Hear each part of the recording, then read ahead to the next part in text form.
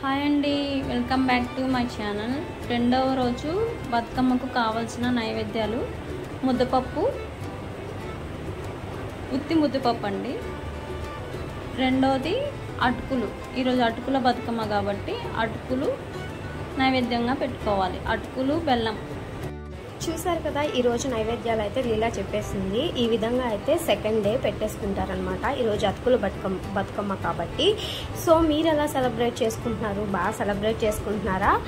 తెలంగాణ వాళ్ళందరూ చాలా బిజీగా ఉంటారు. ఈ డేస్ అయితే అసలు మిస్ అవ్వరు కదా. చక్కగా ఇంటి ముందు మంచిగా పేర్ చేసుకొని సెలబ్రేట్ చేసుకుంటూ ఉంటారు.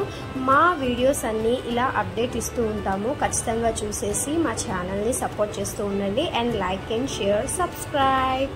ఈరోజైతే ఈ విధంగా సెకండ్ డేకి బతుకమ్మ అనేది పేర్చారనమాట.